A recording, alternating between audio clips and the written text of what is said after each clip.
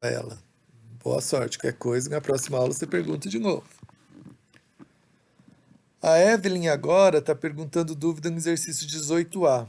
Né? Então vamos ver exercício 18A. Não sabe calcular o salário médio familiar. Os dados do exercício. Então o primeiro você tem que calcular qual é o salário familiar de cada família. Então veja, família 1, o salário familiar é 15, né? Porque é 10 mais 5, é o salário da família toda. No casal 2, o salário da família é 20, porque você tem que somar os dois e assim por diante, né? Então você vai primeiro calcula o salário da família. Aí depois, tendo o salário da família, é só calcular a média e desvio padrão. Aí não tem segredo nenhum, tá bom?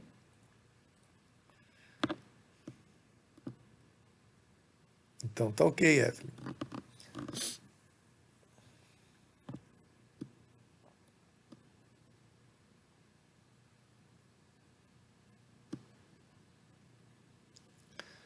Ok, eu ainda não consegui conectar minha lousa aqui, então tô com problema de internet. A lousa é exigente, se a internet não estiver boa.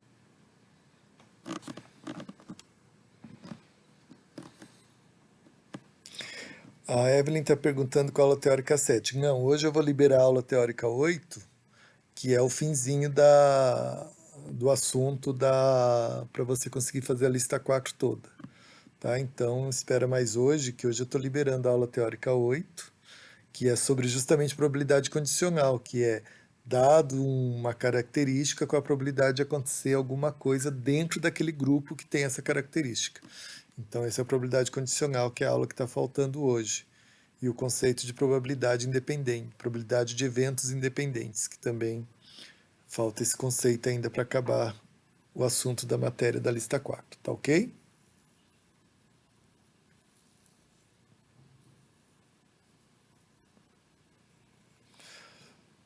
Hoje a aula tá agitada, hein? Na segunda-feira eu fiquei aqui contando as moscas que passavam.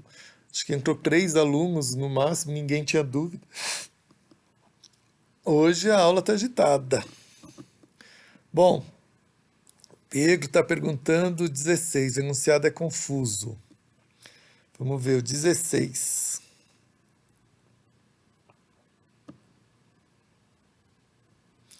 Foram observados valores para as variáveis: capacidade de produção, potência instalada e área construída. Né? Deve ser de empresas, né? De fábricas. Então, a capacidade de produção, a potência que foi instalada e a área construída. Você diria que. Qual variável você diria que está mais relacionada com a capacidade de produção? Então, ó, você tem a capacidade de produção, a potência e a área. Você quer, obviamente, entre a potência e a área, qual que está mais relacionada com a capacidade de produção, né? Então, você vai ter que calcular a correlação entre potência e capacidade de produção, ver quanto dá. Depois, calcular a correlação de área construída com a capacidade de produção e ver quanto dá, certo? Quem tiver a potência, a correlação maior em módulo, né? É porque ou está mais próximo de 1 ou está mais próximo de -1. Então, quem tiver a correlação maior é aquela que está mais relacionada. Quanto maior a correlação, maior a relação entre duas variáveis. Então, calcula a correlação da potência com a capacidade, depois a da área construída com a capacidade, e vê qual que dá maior. Quem dá maior é que está mais relacionada. Se der maior em módulo e elas forem negativas, aí elas vão estar relacionadas no sentido inverso. Quer dizer, quando uma aumenta, a outra diminui. Se a correlação for positiva, elas estão relacionadas no sentido direto, né? Quando uma aumenta, a outra também aumenta. Quando uma diminui, a outra também diminui. Então, é nesse sentido que se dá esta relação que você vai ter que observar observando o seu resultado. Tá ok?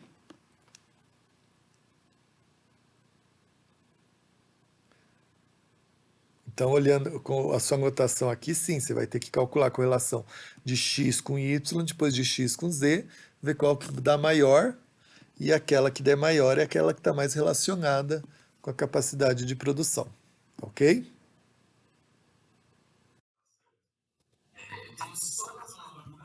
Ó, nossa, que bom que você só tem mais uma dúvida. Eu tenho tantas dúvidas na minha vida.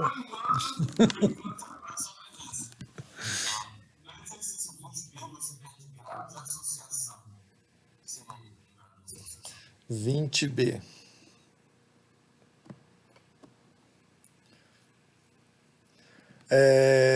Nesse caso aqui, elas são variáveis o quê? Deixa eu ver.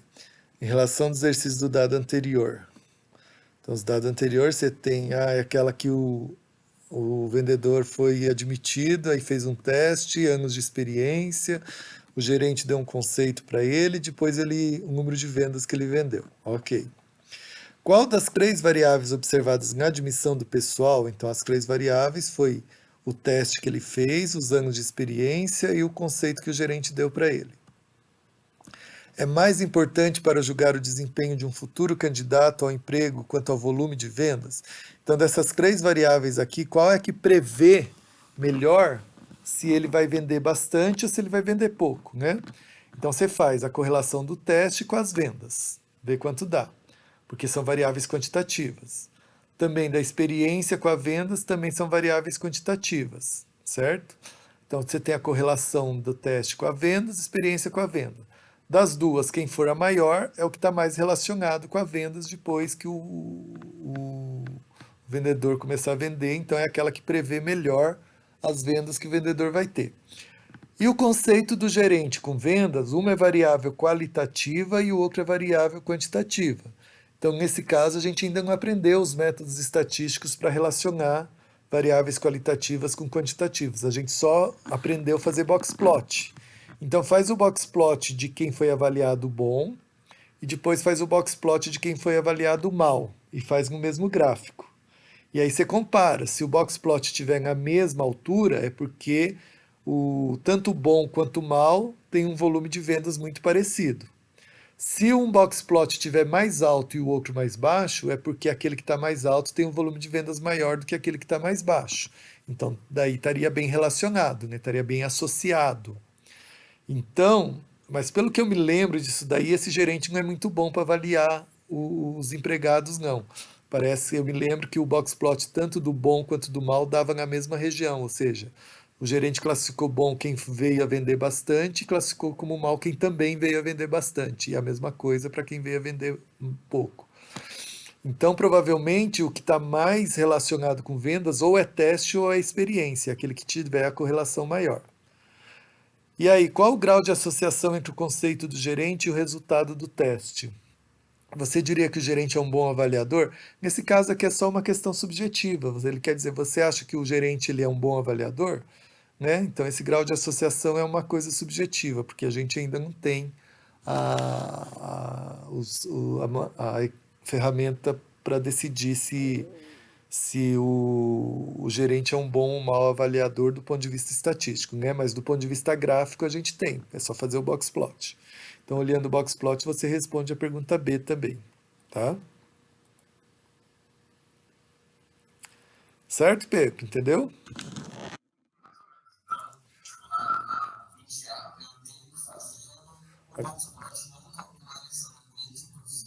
Não, da variável conceito do gerente com a variável venda. Com a variável teste venda, você faz correlação. Com a variável anos lá, né, empregos, não sei, e venda, você faz também correlação. Então, entre as duas variáveis quantitativas, você faz correlação. Aquela que tiver maior é aquela que está mais relacionada com vendas, certo? E só entre o conceito do gerente e a vendas que você vai fazer um box plot, tá ok? E aí, olhando toda capacidade de análise, você vai concluir qual das três é aquela que está mais relacionada com o volume de vendas do vendedor lá, tá bom?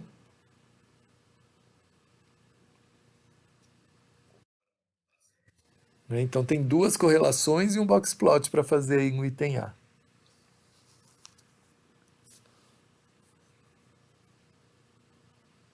Agora que vocês aprenderam a fazer correlação no Excel, fica fácil, né? A lista 3 fica brincadeira fazer no Excel essas contas. Fazer à mão é complicado, mas fazer no Excel é fácil, né? O importante é saber interpretar a correlação, tá? Saber interpretar o valor do que quadrados, saber interpretar a correlação, isso é que é importante na nossa vida, no dia a dia. O pessoal de ciências humanas sofre muito porque não sabe interpretar o resultado. Fazer as contas, os computadores fazem, o importante é interpretar o resultado. E saber se está usando, fazendo a conta adequada para aquele teste que vocês querem, né? Porque também fazer correlação para variáveis qualitativas aí não tem sentido. Ou fazer aqui quadrado para variáveis quantitativas ou para uma tabela que só tem proporção, não tem dados absolutos, também não tem sentido. Então a gente tem que saber também como usar e interpretar o resultado. As contas o computador faz, tá bom?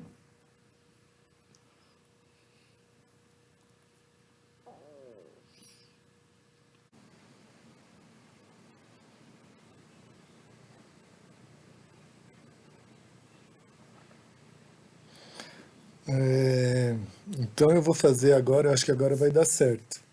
Exercício 10. Tá aparecendo aqui, eu vou fazer o exercício 10.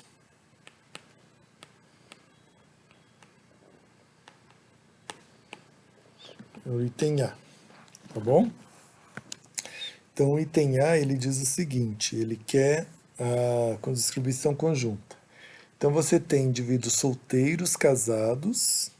Então você tem aqui solteiros, casados. E você tem até 10, de 10 a 20 e mais de 20. Então, até 10 salários, de 10 a 20 salários e mais de 20 salários. Então, você tem essas variáveis aqui, total, total, né? Então, você tem essas variáveis aqui. Ok? Então, vamos lá. Ó. A proporção de indivíduos solteiros é de 0,4. Tá? Então, nós vamos preencher essa tabelinha aqui. Vai ser uma tabela 2 por 3. Então, a proporção de indivíduos solteiros é 0,4. Então, o total de solteiros é 0,4. Tá bom? Aí, você tem aqui a proporção de indivíduos que recebem até 10 salários mínimos é de 0,2. Então, até 10 salários mínimos, o total é 0,2, tá? Aí você tem aqui,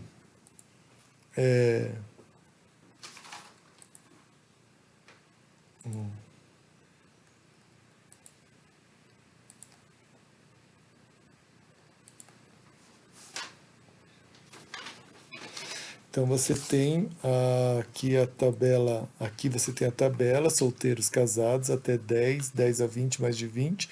Então o total de solteiros é 0,4 e o total que recebe até 10 salários mínimos é 0,2. Então vamos ver agora o resto das informações. A proporção de indivíduos que recebe até 20 salários é de 0,7. Bom, mas quem recebe até 20 salários 7 também estão os que recebem até 10. Então, o total dos que recebem até 20 salários, se eu quiser saber dos que recebem de 10 a 20, então eu tenho que descontar os que já recebem até 10. Porque até 20 são 0,7, mas tem até 10 que é 0,2. Então, de 10 a 20 é 0,5. Então, aqui vai ser 0,5. Tá? E aí você tem que a proporção de indivíduos casados entre os que recebem mais de 20 salários mínimos é de 0,7. Bom, antes de fazer essa proposição 4 aqui, vamos olhar a nossa tabela para ver o que a gente tem. Ó. Se 20% recebe até 2, 50% recebe de 10 a 20, sobraram quantos por cento para receber mais de 20? 30%, né? Porque aqui o total é 0,7. Então, mais de 20 é 0,3. Então, 30% que recebe mais do que 20, certo? Se 40% são solteiros, então 60% são casados, então 0,6. Porque o total tem que dar 1, 100%. Tá bom? Então a gente já, ó, com as informações que a gente tem, a gente já consegue saber quantos por cento são casados e quantos por cento recebem mais de 20 salários. Agora vamos olhar aqui, ó. Entre os que recebem mais de 20 salários mínimos, né, entre aqueles que recebem mais de 20 salários mínimos, a proporção de indivíduos casados é 0,7. Então, dos que recebem mais de 20 salários mínimos, 70% desses aqui são casados. Ora, mas quanto que é 70% de 30%? 0,7 vezes 0,3. Então, na verdade, né, 70% dos que recebem mais de 20 salários mínimos, então é 70% dos 30%, 70% de 30% é 21%. 0,7 vezes 0,3, que dá 0,21. Então, 21% são casados e recebem mais de 20 salários ao mesmo tempo. Ora, se o total dos que recebem mais de 20 salários é 30%, então só 9% são solteiros e recebem mais de 20 salários mínimos, né? Ok? Então, com essa informação, a gente já preenche essa daqui. E a última informação fala que a proporção de indivíduos que recebem até 10 salários mínimos entre os solteiros é 0,3. Então, entre os solteiros, que é 40% da população, 0,3 recebem até 10 salários mínimos. Então, quanto que é 30% de 40%? É 0,3 vezes 0,4. Então, 0,3 vezes 0,4 dá 0,12. Então, quer dizer, 12% total da população recebe até 10 salários mínimos e são solteiros ao mesmo tempo. Então, 12%. Se o total dos que recebem até 10 salários mínimos são 20%, então sinal que tem 8% dos casados aqui que recebem até 10 salários mínimos. Então eu já sei quanto que vai aqui, né? E aí eu tenho aqui, ó, a soma aqui de solteiros é 40%. 12% recebem até 10 salários, 9% recebem mais de 20, então o restante tem que estar aqui. 12 mais 9 dá 21. Para chegar nos 40% falta 19, então 0,19. Né? E a mesma coisa aqui. 8% recebe até 10, 21% mais de 20, e o total de casados é 60%. Então, 21 mais 8 dá 29, então faltou 31% para chegar aqui. Então, 0,31. Vocês podem ver que os totais batem. 0,12 mais 0,08 dá 0,20, 0,19 mais 0,31 dá 0,50, 0,09 mais 0,21 dá 0,30, a soma aqui dá 0,4 e a soma aqui dá 0,6. Então tem que bater aqui todas essas proporções, tá bom? E aí o item B e o item C a gente já discutiu, tá ok? Então cuidado na hora de montar essa tabela aí, tá?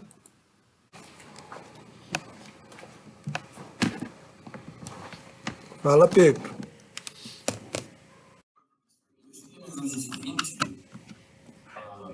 Mas me surgiu uma dúvida de como fazer o Blockspot entre vendas e se são bônus ou no caso. Como é que é? Desculpa. Entre vendas e. Aquela outra variável que era conceito do gerente, bom ou ruim, no caso, bom ou mal. Você pega só o grupo bom, calcula a média Sim. a mediana de vendas, os quartis de venda e constrói o box plot. Depois você só pega o grupo ruim,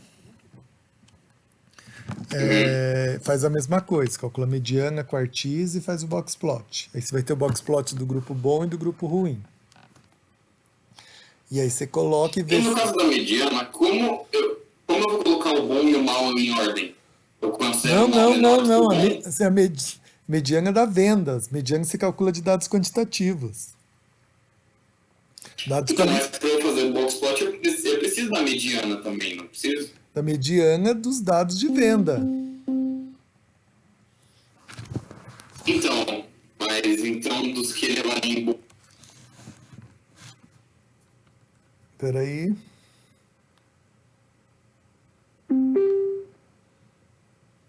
Alô, Pedro?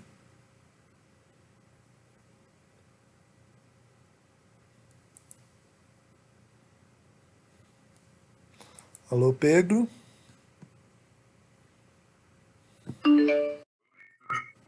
Sim. Ah, agora voltou. Ó, vamos olhar lá, ó. Quer ver, ó? Uma coisa estranha aqui. Ó, por exemplo, ó, o bom, ó, 54, 50, 30, 30, 29, 27, 24 e 16, certo? Certo. Então, em ordem crescente, fica 16, 24, 27, 29, 30, 30, 50, 54. Quantos dados você tem bom? 1, 2, 3, 4, 5, 6, 7, 8. Então você tem que pegar o quarto e o quinto e tirar a média. 16, 24, 27, 29. Então você tem 29 e 30, é o quarto e o quinto dado. Então a mediana é 29,5, certo? Então você já tem a mediana do grupo bom. Depois eu acho o primeiro quartil, o terceiro quartil, o mínimo é 16 e o máximo é 54.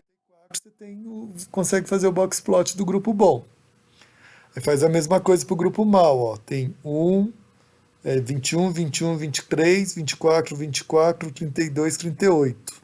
Você tem 7. Então a mediana é o quarto dado. 21, 21, 23, 24. A mediana é 24. Certo? E calcula o primeiro e o terceiro quartil. O menor dado é 21, o maior dado é 48. Aí você faz o box plot do grupo mal.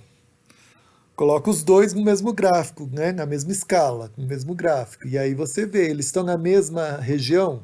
Se eles estiverem na mesma região é porque os dados são equivalentes. Tanto o grupo bom como o grupo mal têm número de vendas parecidos. Se eles estiverem em alturas diferentes é porque um tem um número de vendas melhor do que o outro, mais alto do que o outro.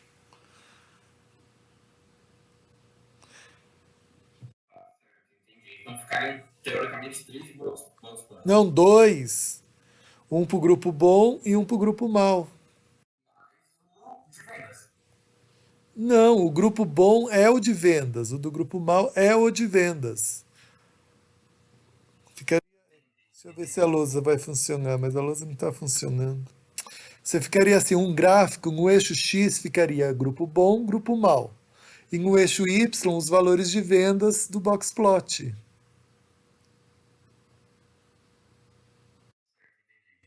Né? No eixo X fica o grupo bom, grupo mal. Em cima do grupo bom tem o box plot do grupo bom, que é vendas. E em cima do mal ficaria o box plot do grupo mal, que também é em vendas. Entendeu? Agora eu compreendi, então. Ah, quer ver? Ó, eu tenho um arquivo aqui da aula teórica.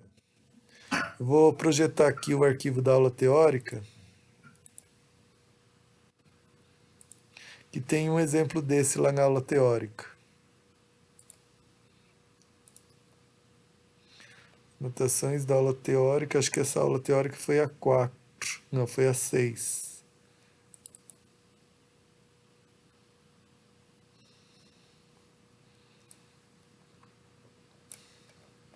Ó, tá vendo esse gráfico? Sim. Aqui no lugar de masculino você teria grupo bom. Aqui no lugar de feminino você teria grupo mal.